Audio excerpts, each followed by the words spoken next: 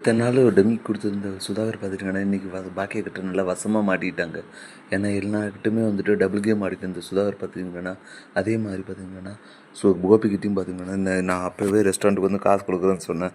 சம்மந்தியமாக தான் வேணாம்னு சொன்னாங்க. இப்போ கூட அவங்க மனசு கஷ்டப்படக்கூடாதுன்னா நான் காசு கொடுத்துட்றேன், நீங்கள் ஒன்று எனக்கு ஃப்ரீயாக கொடுத்ததா வேணாம், அதுக்கு எவ்வளோ அமௌண்ட்டோ அதுக்கு நான் பே பண்ணிடுறேன் அப்படின்ற மாதிரி சொல்ல உடனே இதுதான் சான்ஸுன்னு சொல்லிட்டு கரெக்டாக பாக்கியை பார்த்திங்கன்னா ஓ அப்படியா சரி நீங்களும் மனசு கஷ்டப்பட வேணாம், எங்கள் தரப்புலையும் வந்துட்டு யாருக்கும் மன வருத்தம் வேணாம், அதனால் நீங்கள் எவ்வளோ காசு கொடுக்குறீங்களோ கொடுத்துருங்க அப்படின்ற மாதிரி சொல்ல உடனே இதை சுதாகர் பார்த்திங்கன்னா சரி சம்மந்தியம் ஆசை அதான்னா நான் உடனே கொடுத்துட்றேன், சரி நாளைக்கு ஆஃபீஸில் வந்து பாருங்கள், அதுக்கான டாக்குமெண்ட் எவ்வளோன்னு எடுத்துவாங்க நான் பே பண்ணிடுறேன் அப்படின்ற மாதிரி சொல்ல இதுதான் சான்ஸுன்ட்டு பாக்கியாவுமே வந்துட்டு ரெஸ்டாரண்ட் எந்த ரேட்டுக்கு வாங்கினாங்களோ அதெல்லாம் பேசி கரெக்டாக கணக்கு போட்டு எடுத்து போகிறாங்க.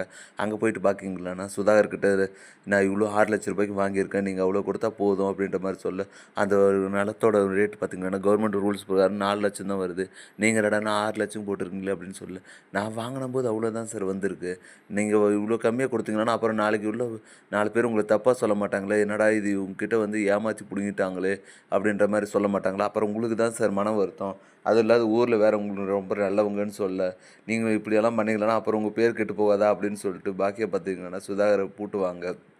சுதாகருமே இருந்துட்டு பார்த்திங்கன்னா வேறு வழி இல்லாமல் கேட்குற அமௌண்ட்டை கொடுத்துட்றாங்க. கொடுத்துட்டு பின்னாடி பார்த்திங்கன்னா பாக்கியாவும் ஒரு வழியாக லோனெல்லாம் அடைச்சிட்டு நல்லபடியாக எல்லாருக்குமே வந்து செட்டில் பண்ணிடுறாங்க.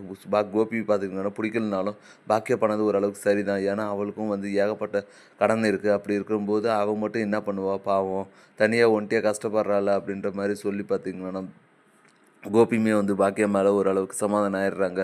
ஆனால் இந்த ஈஸ்வரி தான் வந்துட்டு சமாதானம் ஆகிற மாதிரி இல்லை, என்னடா இப்படியெல்லாம் பண்ணுறா, எப்பவுமே வந்துட்டு மாப்பிள்ளை வீட்டாருக்கு பொண்ணு வீட்டுக்காரு தான் சீதனம் கொடுப்பாங்க, ஆனால் என்னடா மாப்பிள்ளை வீட்டுக்கு சைட்லேருந்து வாங்குறா, இந்த பாக்கியா வர வர பணத்திமுறை எடுத்து ஆடுறா, யார் பேச்சுமே கேட்க மாட்றா, இப்படியே போனால் என்ன தான் ஆக போகிறாலோ தெரில, இவளால் இனியாவோட வாழ்க்கை எதனா ஆயிடுச்சானு என்ன பண்ணுறது அப்படின்னு சொல்லிட்டு பாக்கியா ஈஸ்வரி பார்த்திங்கன்னா பாக்கியாவை நினச்சி ரொம்பவே கவலைப்பட்டு இருக்காங்க. ஆனால் பாக்கியா வந்துட்டு இதெல்லாம் பற்றி கவலைப்படும், எப்படியோ ஒரு வழியாக இதெல்லாம் முடிஞ்சிருச்சு, நம்ம அடுத்து பிஸ்னஸ் பண்ணணும்னா எப்படி நம்ம கையில் சோர்ஸ் எதனா வேணும், கொஞ்ச நாளைக்கு இப்படியே இருப்போம், அதுக்கப்புறம் பொறுமையாக ஆரம்பிச்சிடலாம் அப்படின்னு சொல்லிட்டு பாக்கியா பார்த்திங்கன்னா நினச்சிட்டு இருக்கிற டைமில் தான் இதுக்கெல்லாம் சேர்த்து சுதாகர் பார்த்திங்கன்னா இனியோ பழி வாங்கலாம்னு சொல்லி முடிவு எடுக்கிறாரு. இதுக்காக பார்த்திங்கன்னா அவங்க பையனுக்கு கால் பண்ணிட்டு உடனே கிளம்பி வீட்டுக்கு வாடா அப்படின்ற மாதிரி சொல்ல அவங்க பையனுமே வந்துட்டு பார்த்திங்கன்னா வேறு வழி இல்லாத அப்பா சொல்லிட்டாருன்னு சொல்லிட்டு இனியாவை கூப்பிட்டு வீட்டுக்கு வந்தால் இப்போ சுதாகர் பார்த்திங்கன்னா கொஞ்சம் கொஞ்சமாக இனியாவுக்கு டார்ச்சர் கொடுக்க ஆரம்பிக்கிறாங்க. இனியாவுமே பார்த்திங்கன்னா ஃபஸ்ட்டு ஏதோ அப்படி இப்படின்னு சொல்லிட்டு பார்த்திங்கன்னா சமாளிக்க போக போக பார்த்திங்கன்னா சுதாகர் கொடுக்க டார்ச்சர் தாங்க முடியாமல் கடைசியில் பாக்கியக்கிட்டே வந்துட்டு அழுதுகிட்டே சொல்ல ஆரம்பிக்கிறாங்க. இதெல்லாம் கேள்விப்பட்ட பாக்கியை பார்த்திங்கன்னா செம்ம டென்ஷன் ஆகிடுறாங்க.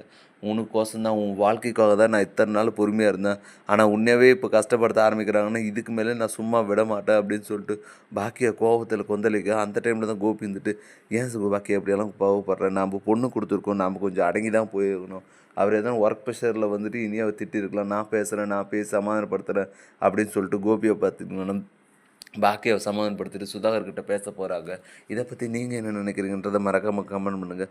சுதாகர் பண்ணுறதெல்லாம் சரியா இல்லையான்னு சொல்லிட்டு மறக்காமல் கமெண்ட் செக்ஷனில் கமெண்ட் பண்ணுங்கள். மேலும் இது போன்ற வீடியோக்களை தொடர்ந்து பார்க்க மறக்காம நம்ம சேனலை சப்ஸ்கிரைப் பண்ணிட்டுருங்க. தேங்க்யூ.